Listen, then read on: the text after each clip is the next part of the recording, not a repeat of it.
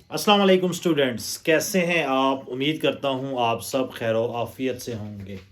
और exam seasons चल रहा है और एग्ज़ाम सीजन्स में जो सबसे पहले एग्ज़ाम्स आते हैं वो मैट्रिक के आते हैं। और मैट्रिक में हमारे पास नाइन्थ और टेंथ होती है।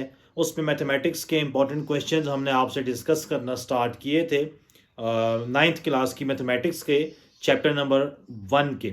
आज हमने जो इम्पोर्टेंट क्वेश्चन डिस्कस करने हैं वो चैप्टर नंबर 2 है नाइन्थ का, रियल एंड कॉम्प्लेक्स नंबर। और साथ ही साथ दो ऐसे इम्पोर्टेंट थ्योरम्स जिनके पेपर में आने के चांस 70 to 75% से ज़्यादा हैं, वो हम एंड पर आपको बताएंगे कि वो कौन से दो इम्पोर्टेंट थ्योरम हैं जो कि फेडरल बोर्ड या पिंडी बोर्ड में आने के ज़्यादा चांसेस हैं। तो चैप्टर नंबर 2 है बेसिकली रियल नंबर और कॉम्प्लेक्स नंबर। कॉम्प्लेक्स नंबर को हम इमेजिनरी नंबर्स भी कहते हैं, the number which is formed in the form of aorta. ठीक है, तो रियल और कॉम्प्लेक्स नंबर चैप्टर नंबर 2 है हमारे पास। तो इस चैप्टर में सबसे पहले तो आपको रियल और कॉम्प्लेक्स नंबर का डिफरेंस पता होना चाहिए। उसके बाद हमारे पास 2.1 है एक्सरसाइज। इसमें पेपर पॉइंट ऑफ व्यू से एज सच कोई इंपॉर्टेंट क्वेश्चन नहीं है, लेकिन वो एमसीक्यूज में आपसे पूछ सकता है 2.1 से कि रैशनल नंबर्स कौन से होते हैं और इरेशनल नंबर कौन से हैं, या डेसिमल को फ्रैक्शन में या फ्रैक्शन को डेसिमल में कन्वर्ट करवाना है। तो 2.1 जो एक्सरसाइज है हमारे पास, उसमें आपने सिर्फ और सिर्फ क्या करना है कि रैशनल और इरेशनल नंबर और डेसिमल को फ्रैक्शन में कन्वर्ट करना, ये दो चीज़ें आपको आनी चाहिए। एमसीक्यूज में वो पूछ सकता है, कन्वर्ट करा सकता है, कुछ भी वो क्वेश्चन पूछ सकता है। इसी तरह जब डेसिमल में जाते हैं तो डेसिमल में हमारे पास 3-4 किस्म के हैं, रिकरिंग है, नॉन रिकरिंग है, टर्मिनेटिंग है। तो उसमें भी आपको डिफरेंस आना चाहिए। कोई भी एक वैल्यू आपको वो बता देगा और वो आपसे पूछेगा कि ये टर्मिनेटिंग फ्रैक्शन है, रिकरिंग है, नॉन रिकरिंग है, रैशनल है, इररेशनल है। तो इस किस्म के जो ऑब्जेक्टिव्स हैं वो आपसे पूछ सकता है। उसके अलावा इस चैप्टर में मुझे नहीं लगता कि कोई इंपॉर्टेंट क्वेश्चन हो सकता है शॉर्ट में या लॉन्ग में। तो एमसीक्यूज की हद तक तो वो आपसे क्वेश्चन पूछ सकता है rational, irrational number, decimal, fraction, और फिर फ्रैक्शन में आपको बताया रिकरिंग, नॉन रिकरिंग और टर्मिनेटिंग। तो 2.1 में आपने सिर्फ इतना ही प्रिपेयर करना है। उसके बाद हमारे पास 2.2 आती है। 2.2 में तो कुछ भी करने को नहीं है, तो मैं आपको सजेस्ट करूंगा कि आप इसको सिर्फ एक दफ़ा देख लें। कोई चीज़ प्रिपेयर करने की या मेमोराइज करने की ज़रूरत नहीं है। उसके बाद हमारे पास आता है 2.3। 2.3 में आपको पता होना चाहिए कि एक्सपोनेंशियल कंप्रेशन कौन से होते हैं और एक्सपोनेंशियल नोटेशन कौन सी है। अंडर रूट को पावर में कन्वर्ट करना और पावर्स को दोबारा अंडर रूट में कन्वर्ट करना, ये आपको आना चाहिए।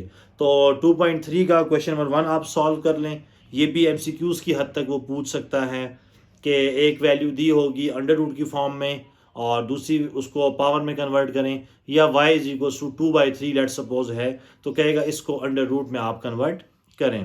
तो 2.3 में क्वेश्चन नंबर 1 आप कर लें और क्वेश्चन नंबर 3 आपने करना है। और 3 में भी ज़्यादा इंपॉर्टेंट क्वेश्चन नंबर 3 का पार्ट 3 और पार्ट 4 है, जिसमें आपने क्या करना है, वैल्यूज़ को सॉल्व करना है और उनको सिंप्लीफाई करना है जो आप आंसर निकालेंगे। तो 2.3 में अंडर रूट से पावर, पावर से अंडर रूट में कन्वर्जन आपको आनी चाहिए। क्वेश्चन नंबर 1 और क्वेश्चन नंबर 3 आपने करना है। क्वेश्चन नंबर 3 में भी पार्ट 3 और पार्ट 4 आपने सॉल्व करना है। Most important exercise 2.4। और अगर मैं कहूँ कि चैप्टर 2 की पहली इंपॉर्टेंट एक्सरसाइज हमारे पास आई है as compare to the previous 3, और इसमें आपका शॉर्ट क्वेश्चंस आने के चांसेस ज़्यादा हैं। लॉन्ग भी आ सकते हैं, लेकिन लॉन्ग कंपैरेटिवली मैं समझता हूँ कि वो नहीं देगा। कोई ऐसा क्वेश्चन नहीं है जो 8 नंबर को वो जस्टिफाई कर सके या 4 नंबर भी जस्टिफाई कर सके।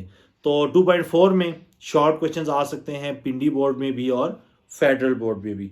तो करना आपने है कि क्वेश्चन नंबर 1 है, क्वेश्चन नंबर 1 का पार्ट 1 और पार्ट 4 स्पेसिफिकली आपने परफॉर्म करने हैं, और जितनी ज़्यादा प्रैक्टिस हो सकती है आपने इसकी करनी है। क्वेश्चन पार्ट नंबर 2 और 3 है, वो आपने सिर्फ एक दफ़ा कर लेना है, आपको मेथड पता होना चाहिए। तो वो आपसे वो पूछ सकता है। तो बेसिकली 2.4 क्वेश्चन नंबर 1 का पार्ट 1 और पार्ट 4। क्वेश्चन नंबर 2 पिंडी बोर्ड में काफ़ी दफ़ा आ चुका है, फेडरल बोर्ड में भी आ चुका है, लेकिन फेडरल बोर्ड में अब चूंकि ऐसे लॉज हैं तो लाजमी नहीं है कि वो आपको यही पावर्स देगा, वैल्यूज़ चेंज हो सकती हैं। आपने मेथड सीखने हैं, आपको डिफरेंट क्वेश्चन वो दे सकता है, लेकिन आपका कॉन्सेप्ट और आपके मेथड क्या होने चाहिए, क्लियर होने चाहिए। तो क्वेश्चन नंबर 2 आपने लाजमी करना है, चाहे वो फेडरल बोर्ड के बच्चे हैं, चाहे वो पिंडी बोर्ड के स्टूडेंट्स हैं। क्वेश्चन नंबर 3 पार्ट 1 और पार्ट 2 आपने लाजमी सॉल्व करने हैं, पेपर में आने के चांसेस बहुत ही ज़्यादा है। ये क्वेश्चंस या इससे रिलेटेड क्वेश्चंस वो पूछ सकता है, पावर चेंज कर देगा, वैल्यू चेंज कर देगा, लेकिन मेथड्स वो यही अडॉप्ट करेगा। तो बेसिकली 2.4 में क्वेश्चन नंबर 1 का पार्ट 1 और 4, क्वेश्चन नंबर 2, क्वेश्चन नंबर 3 का पार्ट 1 और 2, 3 और 4 एमसीक्यूज़ की हद तक वो आपसे पूछ सकता है, ना वो शॉर्ट में देगा ना वो लॉन्ग में दे सकता है। सिंपली आपको उसकी वैल्यू कैलकुलेट करनी आनी चाहिए ताकि एमसीक्यूज़ में आप उसको बेहतर तौर पर परफॉर्म कर सकें। तो 2.4 में यही इंपॉर्टेंट थे। 2.5 में क्वेश्चन से ज़्यादा मैं आपके कॉन्सेप्ट पर ज़्यादा जोर दूंगा। आपको पता होना चाहिए कि अयोटा की वैल्यू √-1 है। इससे अयोटा स्केयर की वैल्यू फाइंड करना, अयोटा 7 की वैल्यू, अयोटा 50 की वैल्यू, ये आपको कैलकुलेट करनी आनी चाहिए। तो बेसिकली अयोटा की वैल्यू और अयोटा की मुख्तलिफ वैल्यूज़ 27 है अयोटा की पावर 30 है, वो आपको कैलकुलेट करनी आनी चाहिए। सेकेंडली आपको कॉन्जुगेट कैलकुलेट करना आना चाहिए कि कोई भी आपके पास रियल या कॉम्प्लेक्स नंबर है या दोनों का कंबाइन है, उसका कॉन्जुगेट आप कैसे लेंगे, तो कॉन्जुगेट लेना आपको आना चाहिए। और आपको रियल और इमेजिनरी नंबर की पहचान भी होनी चाहिए। इमेजिनरी नंबर वो नंबर जिसके साथ अयोटा मौजूद हो, जबकि रियल नंबर के साथ अयोटा मौजूद नहीं होता। और 2.5 में लास्ट क्वेश्चन आपने लाजमी सॉल्व करना है, जहां वो कह रहा है कि x और y की वैल्यूज़ को कैलकुलेट करें। तो 2.4 में 5 में बेसिकली अयोटा से रिलेटेड क्वेश्चन है, अयोटा की वैल्यूज़ फाइंड करनी है, कॉन्जुगेट निकालना आपको आना चाहिए। ईजी है कॉन्जुगेट निकालना, लेकिन आपने एक दफ़ा गो थ्रू लाजमी करना है, रियल और इमेजिनरी नंबर्स, और क्वेश्चन नंबर 4 लाजमी परफॉर्म करना है। 2.6 ऐसा क्वेश्चन है कि जिसमें लॉन्ग क्वेश्चन आने के चांसेस भी हैं। फेडरल बोर्ड हो या रावलपिंडी बोर्ड हो, इस एक्सरसाइज से लॉन्ग क्वेश्चन आने के चांसेस बहुत ही ज़्यादा हैं। इसमें 1 और 2 करने की ज़रूरत नहीं है, बल्कि 2 में आप सिर्फ और सिर्फ पार्ट नंबर 4 कर लें। क्वेश्चन नंबर 3 में पार्ट 2, पार्ट 3 और पार्ट 4 आपने करना है। क्वेश्चन नंबर 4 में लास्ट तीनों पार्ट 4, 5 और 6। क्वेश्चन नंबर 5 में आप कोई भी पार्ट कर लें, स्पेशली पार्ट नंबर 3 और 4 में से आप कर लें। क्वेश्चन नंबर 6 आपने पूरा करना है, स्पेशली जो आपके पास लास्ट 3 पार्ट हैं, जिसमें डिवाइड है और बार कॉन्जुगेट के साथ, उसके बाद real part of Z, imaginary part of Z, ये आपने लाजमी परफॉर्म करना है। और इसके बाद लास्ट क्वेश्चन है क्वेश्चन नंबर 7। ये तीनों पार्ट्स आपने लाजमी करने हैं, स्पेशली जो लास्ट पार्ट है, इसमें से वो लॉन्ग क्वेश्चन उम्मीद है पूछे, लेकिन शॉर्ट क्वेश्चन में आने के चांसेस भी ज़्यादा हैं। तो 2.6 में क्वेश्चन नंबर 3 है, वो आपने सॉल्व करना है। क्वेश्चन नंबर 4 के लास्ट 3 पार्ट्स करने हैं, क्वेश्चन नंबर 5 के लास्ट 3 पार्ट, 6 और 7 आपने कोशिश करनी है कि कंप्लीटली आप उसको सॉल्व करें, लेकिन लास्ट 3 क्वेश्चन नंबर 6 के और क्वेश्चन नंबर 7 जो है वो आपने पूरा करना है। तो ये हमारे पास जो थे चैप्टर 2 के इम्पॉर्टेंट क्वेश्चंस थे, जिनको आपने सॉल्व करना है और समझना है, ठीक है। उसके बाद हमने वीडियो के स्टार्ट में आपको बताया था कि 2 थ्योरम आज आपसे हम डिस्कस करेंगे कि जो पेपर पॉइंट ऑफ व्यू से बहुत इम्पॉर्टेंट है। पिंडी बोर्ड में तो शायद इतने इम्पॉर्टेंट ना हो, लेकिन फेडरल बोर्ड के स्टूडेंट्स जो हैं उनके लिए बहुत ही इम्पॉर्टेंट है। लेकिन पिंडी बोर्ड के स्टूडेंट्स को भी चाहिए कि ये 2 जो आज मैं आपसे थ्योरम डिस्कस करने जा रहा हूँ, लाजमी आपने प्रिपेयर करने हैं। तो आपका और वेट नहीं कराते, थ्योरम है हमारे पास चैप्टर नंबर 15 के। चैप्टर नंबर 15 में 2 ही थ्योरम हैं और दोनों ही थ्योरम बहुत ही इंपॉर्टेंट हैं।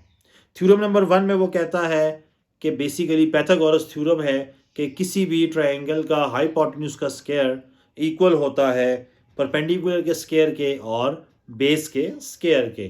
तो आपने ये प्रूव करना होगा। 15.1 15 चैप्टर का पहला थ्योरम और इसी के साथ साथ दूसरा थ्योरम भी आपने लाजमी प्रिपेयर करना है। दोनों में से एक थ्योरम के आने के चांसेस बहुत ही ज़्यादा हैं फेडरल बोर्ड में। पिंडी बोर्ड में चांसेस कम है, लेकिन वहाँ पर भी ये क्वेश्चन इंपॉर्टेंट समझा जाता है। लेकिन फेडरल बोर्ड के स्टूडेंट्स तो ये किसी सूरत भी 2 थ्योरम न छोड़ें। पहले में आपने प्रूफ करना है कि हाइपोटेन्यूज का स्क्वायर इक्वल होता है बेस का स्क्वायर और परपेंडिकुलर के स्क्वायर के। दूसरे में आपको गिवन है कि हाइपोटेन्यूज का स्क्वायर इक्वल है बेस के स्क्वायर के और परपेंडिकुलर के स्क्वायर के। आपने क्या प्रूफ करना है? आपने प्रूफ करना है कि ये एक राइट एंगल ट्रायंगल है। राइट एंगल ट्रायंगल वो होता है कि जिस ट्रायंगल में आपके पास एक एंगल जो है वो 90 डिग्री का हो। तो 15 चैप्टर के दोनों थ्योरम आपने प्रिपेयर करने हैं। पहले वाले में पाइथागोरस थ्योरम प्रूव करना है, हाइपोटेन्यूज का square is equals to base का स्क्वायर प्लस परपेंडिकुलर का स्क्वायर। और दूसरे में उसने आपको गिवन है कि हाइपोटेन्यूज का स्क्वायर इक्वल है बेस के स्क्वायर के और परपेंडिकुलर के स्क्वायर के। प्रूव आपने ये करना है कि ये दोनों राइट एंगल ट्रायंगल हैं। तो ये हमारे पास चैप्टर नंबर 2 के इंपॉर्टेंट क्वेश्चंस थे और 2 हमारे पास थ्योरम थे। और आज की वीडियो में हमारा इतना ही था और इंशाल्लाह अगले इंपॉर्टेंट क्वेश्चंस के लिए आपसे हम दोबारा वीडियो बनाएंगे। उसके लिए तब तक के लिए इजाज़त चाहते हैं। अल्लाह हाफिज़। लेकिन अगर आपको ये वीडियो पसंद आई है और आपको लगता है कि आपके टारगेट अचीव हो गए हैं, तो आप सबसे पहले हमारे चैनल को सब्सक्राइब कीजिए और इस वीडियो को लाइक भी कीजिए और अपने दोस्तों के साथ शेयर भी कीजिए। अल्लाह हाफिज़। Wish you best of luck for the exams.